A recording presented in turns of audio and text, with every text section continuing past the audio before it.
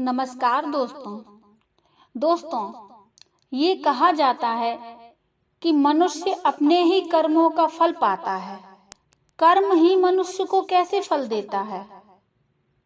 तो दोस्तों, आइए इस प्रसंग से ये समझने का प्रयास करते हैं। दोस्तों, एक दिन एक राजा ने अपने 3 मंत्रियों को दरबार में बुलाया और तीनों को आदेश दिया कि एक एक थैला ले लें और बगीचे में जाकर वहां से अच्छे अच्छे फल जमा कर लें। वो तीनों अलग अलग बाग में चले गए। तो पहले मंत्री ने ये कोशिश की कि राजा के लिए उसकी मनपसंद के अच्छे अच्छे और मजेदार फल जमा किए जाएं। उसने काफी मेहनत के बाद बढ़िया और ताजा ताजा फलों से थैला भर लिया।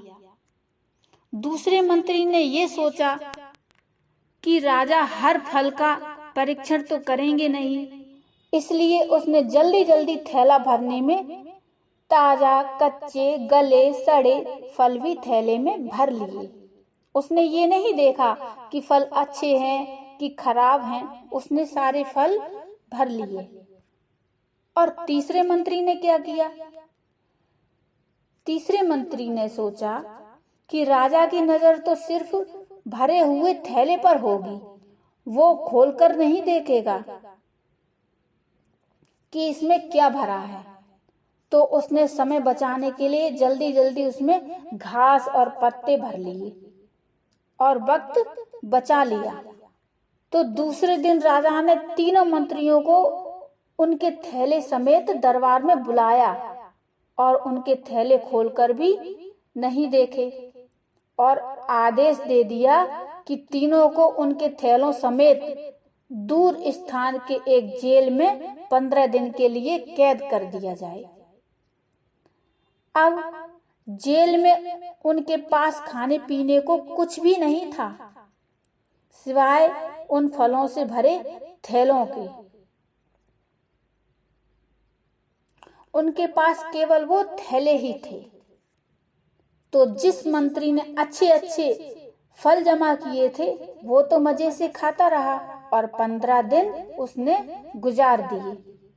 फिर दूसरा जो मंत्री था जिसने ताजा, कच्चे, गले, सड़े फल जमा किए थे, वो कुछ दिन तक तो ताजा फल खाता रहा। फिर उसे खराब फल खाने पड़े जिससे वो बीमार हो गया और उसे बहुत तकलीफ उठानी पड़ी। और तीसरा मंत्री जो था जिसने थैले में सिर्फ घास और पत्ते जमा किए थे, वो कुछ ही दिनों में भूख से मर गया। तो दोस्तों, अब आप अपने आप से पूछिए कि आप अपने जीवन में क्या जमा कर रहे हैं। इस कहानी की तरह, उन मंत्रियों की तरह मनुष्य भी अपने जीवन में क्या जमा करता है? आप इस समय जीवन के बाग में खड़े हैं, जहां चाहे तो अच्छे कर्म जमा करें और चाहे तो बुरे कर्म जमा करें। लेकिन ये याद रहे, जो आप जमा करेंगे वही आपको भोगना होगा। अच्छे कर्म करेंगे तो आपको उसका फल अच्छा ही मिलेगा और बुरे कर्म करेंगे तो उसका फल आपको भुगतना पड़ेगा और आपको ही नहीं, आपकी आने वाली पीढ़ियों को भी भुगतना पड़ेगा। दोस्तों, बुरे कर्मों का फल जन्मों जन्मों तक भुगतना पड़ता है और अच्छे कर्मों का फल भी जन्मों जन्मों तक मिलता रहता है।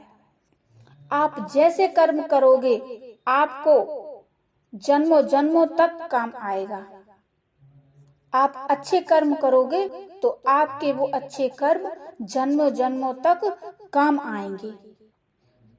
दोस्तों, जीवन का यही एक रहस्य है कि रास्ते पर गति की सीमा होती है, बैंक में पैसों की सीमा होती है और परीक्षा में समय की सीमा होती है, लेकिन हमारी सोच, विचार शक्ति की सीमा नहीं होती, हमारी सोच की कोई सीमा नहीं होती। इसलिए सदा श्रेष्ठ सोचिए और श्रेष्ठ करिए और श्रेष्ठ बोलिए, तभी आप श्रेष्ठ बन पाएंगे और आपको भी श्रेष्ठ ही मिलेगा। तो दोस्तों, इस कहानी से आपको क्या सीख मिलती है मुझे कमेंट में ज़रूर बताइए। कहानी अच्छी लगे तो लाइक कर दीजिए और चैनल को सब्सक्राइब कर लीजिए। बेल आइकन को प्रेस करना ना भूलिए, जिससे आपको हमारी आने वाली नोटिफिकेशन सबसे पहले मिल जाए। तो मिलते हैं फिर एक और अच्छी सी कहानी के साथ। तब तक के लिए नमस्कार, धन्यवाद।